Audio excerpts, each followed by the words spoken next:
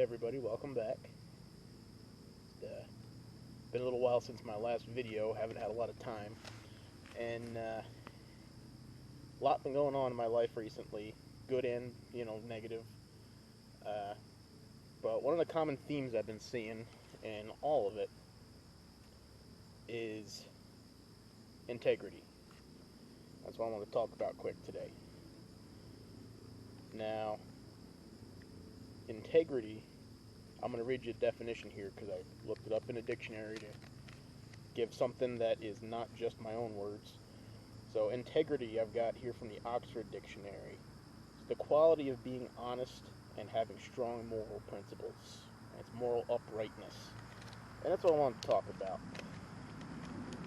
Okay. I'm finding, especially this day and age, integrity is something I don't see a lot of anymore. I've worked with a lot of people who are the absolute embodiment of integrity, and I've worked with some people who aren't. I've met people outside of work, same deal. And not gonna lie, I'm a bit bothered by some of what I see. In my own case, I feel like, especially lately, there hasn't been a lot of integrity in my life. Not on my part necessarily. I've definitely had some down moments, everyone does, nobody's perfect. But one thing I know for certain is I'm a man of my word. And I try and, instill that ideal in my students, and I like to surround myself with people who are also like that, people of their word. Now, I have the best friends on earth. Not gonna lie, I have the best people in my life. A lot of them I don't get to see as often as I used to because, I'm between two homes, one where I work and one where I prefer to be, which is where I'm at now, here in the meadow. And the problem I find, and it's particularly an issue I'm seeing more and more as a New Yorker, as a teacher, and just as a human being, that there aren't many people out there who are true to their word anymore. And you have to surround yourself with people who are people of their word. I've mentioned, motivational speakers like Simon Sinek. There's also, I've been following a gentleman on YouTube. I'll give him a little plug here because I think he's got a great channel. Is Dwayne at the Dry Creek Wrangler School. I'll put a link to his channel in the description. I kind of feel a kinship with this man. I've never spoken to him more than, just a YouTube comment here or there. But he's got the right idea and some, very wizened, sagely advice that I feel a kinship with. So definitely, check him out. I was watching a video of his a couple weeks ago. I wish I could remember the title of it. But he talks about similar issues, some of his fireside chats. And what I keep running into is I'll have people, and what's particularly on my mind is my job lately, but I keep running into people who say they're going to do something, encourage it, try and get everyone on board, and then out of nowhere they do a total 180 and they don't do it. And unfortunately, to me, that's an abandonment of morals and moral uprightness, which is that big part of integrity. I haven't shown a lot of criticism of my job or anything like that on this channel or on social media for the most part. Well, a little bit on my private social media, but um, I suppose what's got me bothered is the people in this world will give you a lot of lip service, and you need to be able to smoke them out, even if it's just in your mind. Don't be rude to people over it. But I see a lot of influencers and motivators and all that kind of stuff. These people that are there for life advice, telling people in one way or another, cut the bad out of your life. And I do strongly believe in that. However, I also believe you shouldn't be too hasty to do that.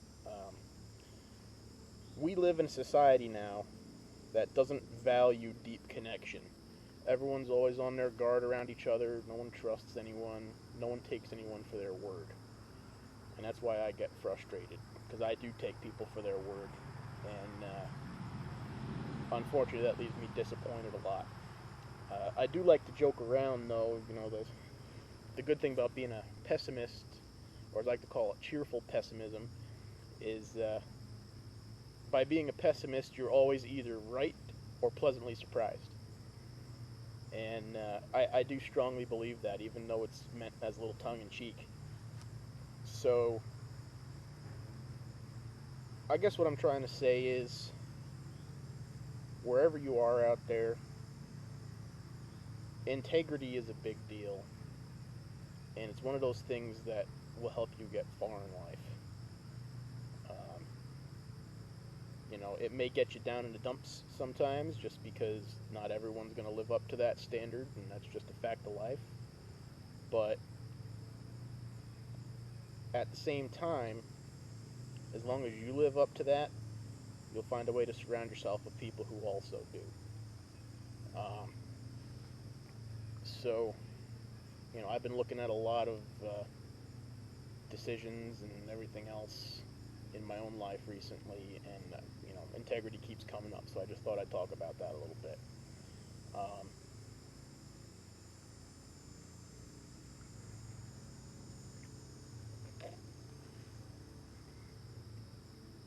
So, store brand cola, by the way. Uh, Integrity to me is like I was talking about. You keep your word, you follow through on your word. Okay, I happen to be one of those people who, even though, yes, I do always follow through on my word, it's not necessarily always timely. And I think that's just a side effect of who I am. And even though I want to get stuff done right away, I don't always have the energy to get it done right away. But I always follow through on what I say I'm going to do. So that's the first part. The second part is being sincere. Okay, being honest and being sincere, while they go hand in hand, they're not the same thing. You can be sincere and not honest, but you can't be honest and not sincere. Sincerity is part of that integrity I'm talking about that I don't see a lot of anymore. People are sincere with their friends usually, unless you have superficial friendships. And unfortunately, in the business world, in the political world, and pretty much everywhere, since everyone's on guard, they have a tendency to say what they think people want to hear instead of what they actually mean and what they actually plan to do. So by being insincere, you're also being dishonest. That's just how it works. Being insincere is always being dishonest. But you can also be sincere and not be honest. You can sincerely tell someone that you are going to do something, but if you don't do it, you've been dishonest. And there's a lot of that running around. There are a lot of people out there who are sincere but dishonest. So that's the second part. Okay, you've got honesty, sincerity, okay, tact, okay, tactfulness. That's what gets in the way of sincerity quite a bit. That's what I was talking about. Sometimes being tactful means that you're going to say things that you don't 100% mean sincerely in order to smooth things over, and that's normal. But when you lose that balance, that's when you get yourself into trouble where you are now essentially losing some integrity, right? I would argue it's better to say nothing at all than to say something insincere or tactless, um, or dishonest. So you've got those three. Okay, you've got your honesty, your sincerity, and your tactfulness.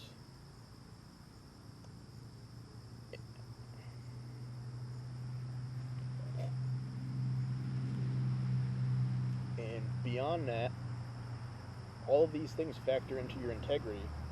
But the last thing is that moral uprightness. Right? Those three things I just talked about were parts of someone's morality, is what their sense of those is. And unfortunately, morals are generally lacking this day and age. I'm a elder millennial.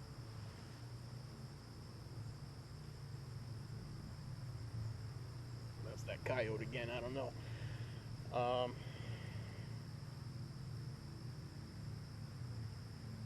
Morals are generally lacking this day and age. I know a lot of old timers who their morality and their overall integrity is impeccable, and I find that a lot amongst folks that are, in their late 60s and up. In like that boomer generation, there's a lot of that. They're not always tactful, but that's because there's a difference between being tactful and being direct. And it's easy for that line to get blurred. I'm not going to go into that right now, though. A sense of morals, it generally hinges on a sense of valuing tradition and valuing history. Okay, how things have been done. Now, I'm not saying to keep yourself stuck in the past, but I am saying that you shouldn't ignore your past. You shouldn't ignore what's happened in the past, even before your time. And as you get into my generation of, the millennial generation, which is the generation from about 1980 up through about 1996, those of us who were in between the internet age and what came before, we're a generation that's stuck in the middle of all of it because we remember tradition for the most part. We value tradition, but we also embrace the new. And then you get to the generation after us, it's your Gen Z, all that sort of stuff. They have, since they've grown up after, they've grown up entirely in the digital generation, they tend not to value those,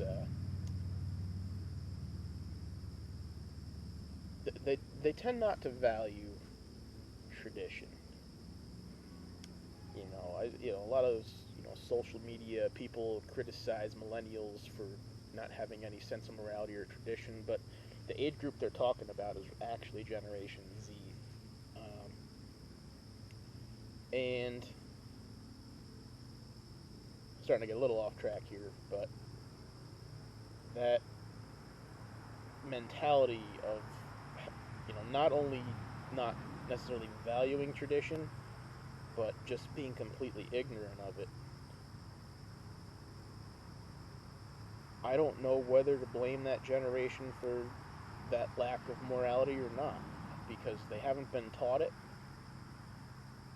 and they're, unaware of it, so they don't have those values, and that's why you see, especially this day and age, there's a lot of problems with getting, labor, and quality labor at that, because there's no sense of responsibility or morality or those sorts of things. And I'm not saying it's anyone's particular fault, but it's just a product of how people grow up and what they're surrounded with as they grow up. And not having that morality based on that definition I read earlier, right? I'll refresh it here. Okay, the quality of being honest and having strong moral principles or moral uprightness. That's not a thing, because we continue to talk about self-improvement. Okay, focusing on oneself. Self-growth, self-this, self-that, self-everything. But what about that connection with other people? Okay. Self-improvement isn't entirely about yourself. Never has been, never will be. And unfortunately, a lot of the wellness stuff I see out there from experts is just a bunch of cockamamie nonsense. And it's because that idea of self-care, self-growth, has been perverted over time as people have misunderstood it. And focusing so much on oneself, you end up bringing others down. You lose connections. You become rude sometimes. Okay, I'm not saying that this is all the time, but this is a generalization. When you lose those 4 items from yourself, you become a person that folks don't want to be around. And I think it sort of sends you into a spiral of negativity, or as I've been liking to refer to things, toxic positivity. Okay, there's a new buzzword for you. Okay, I'm sure I'm probably not the one that made it up, but it's I believe in it. Toxic positivity. Okay, I think back to this past school year. For New York, the big push this past year was social emotional learning as its own thing in New York State, instead of it just being what it always was, which was essentially a task of a good classroom. Any good teacher has social emotional learning integrated into everything they do in their class. And our wizened overlords in the state decided this has to be its own separate thing in addition to that, because they don't know what actually goes on in the classroom. They're politicians, they're not educators. Most of the people in New York State Ed Department don't actually have experience as an educator. Most of them are just career politicians, lawyers, all that sort of stuff. People who think they know what needs to be done. And it's the same thing you hear over and over again. If you want to know how to fix schools, ask a teacher. And unfortunately, no one does. And that's sort of the attitude in New York. And that's the result of our loss of integrity. Right? I'm not saying every teacher out there is amazing. I've met quite a few who were less than amazing. I've met quite a few who worked their butts off just to be average. I'm probably one of them. I've also met some fantastic teachers that have horrible attitudes, behind closed doors. You've got every type of person in education, just like you've got every type of person in the world in general. So, those 4 ideas, okay, your parts of integrity. You've got your morals, you've got your tact, okay, you've got the other 2. I'm having a little bit of a mental moment here, okay. Honesty, honesty, sincerity, tactfulness, and morality. And that's something we need more of in this world. So,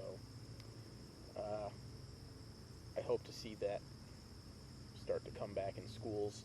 Unfortunately, I've had a lot of questions lately. I've had a couple people come under my wing that are, new teachers. And I've done everything I can to try and help them. A lot of them are unhappy where they are.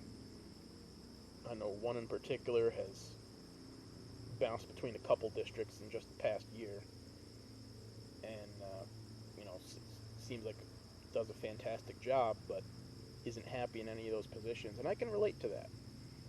I've had a pretty rough career myself, and the teachers that leave because they're unhappy, if they cite any of those four things, to me that's the sign of a good teacher. Okay? This is someone who doesn't want to compromise their honesty, their sincerity, okay, their morality, and their tact. Okay? And I think those are the marks of a good teacher. I would argue even a great teacher, okay, is integrity. The kids see that, and by having a teacher who exhibits that, the kids learn from it.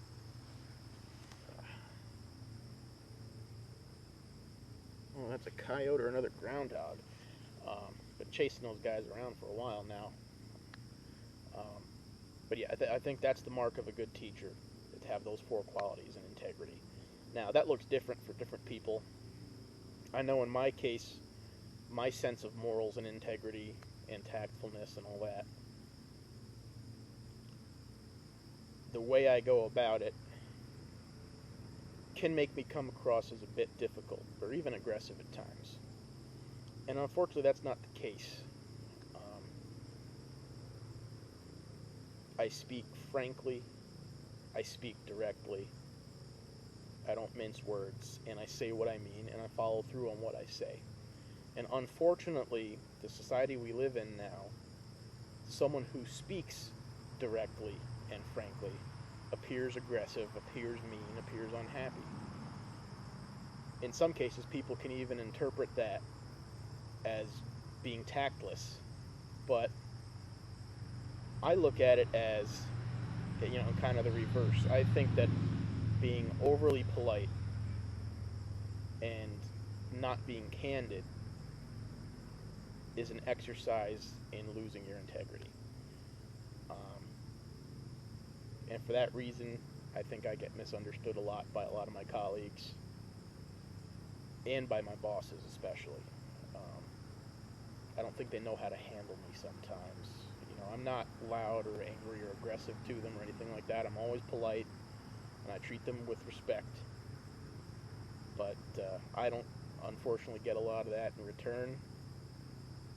I think just because of the fact that I am misunderstood in that way. I communicate and act in a way that, 20, 30 years ago would have been absolutely run-of-the-mill. Whereas today, everyone's so afraid of stepping on toes that they're afraid to speak their mind. So, those are just some thoughts from me. So, this is our little backwoods meadow chat here. Keep up your integrity. Right? Keep it up. No matter how down you get, don't compromise those morals. And to my fellow teachers out there, if you feel that you're not able to keep your integrity where you're working, we're in the middle of the largest exodus, I'm going to call it, of teachers in history. I know of a school district in Syracuse, actually, Syracuse, New York. I'm not particularly close to it. I don't have any connections to it, but I was reading a couple of the online news sites. They're looking for over 200 teachers because people quit, and they're trying to find people to fill positions. We're 2.5 weeks out from school, 3 weeks out. What I see there is a mass exodus of people who came in and wanted to be really just good teachers. And unfortunately, like many other school districts, I think they learned early on, or later on, pandemic's been rough on people too. That's one problem I'm lucky I haven't had. Pandemic didn't really affect me that much. That mass exodus of teachers is a result of people not wanting to compromise their integrity. And I applaud them for leaving. If you feel that where you're working violates what you stand for, the way things are done, the things that are said, the way people are treated. Integrity is so much. And I applaud you for leaving that location and that place and having the foresight to do that. So, anyway, I've rambled on enough here for one day. Hopefully I'll have some time to make another video soon. I'm still scrambling around a lot.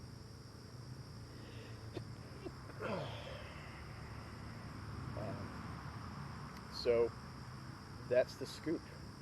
Absolutely beautiful day here up in New York State, and I'm going to go enjoy the rest of it now instead of sitting here talking in front of a camera.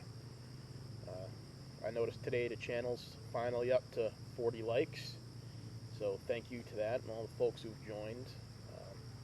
You know, absolutely, if you enjoy the content, please, I do ask you, if you think it's earned a like or a subscribe, please do that. Every little bit helps me. I don't have a Patreon or anything like that. I'm doing this totally on my own, and I want to keep it that way as long as I can. But I would like to see if I can get us up to at least 100 subscribers by the end of the year. I think it's doable if I do a little bit more, video uploads. I'm starting to see some patterns and things people enjoy watching me do and talk about versus things that they don't so much. So absolutely, help us out. One-man show here, but I'm hoping, in the near future I can bring some friends on and we'll have some talks with them and, get some more opinions and thoughts about life and business, agriculture. I'm proud to say I've got a lot of friends who have a lot of different interests. So, thanks for tuning in. Like I said, you can drop that like or subscribe, or heck, give me a dislike if you don't like this channel. And that's the scoop. See you next time.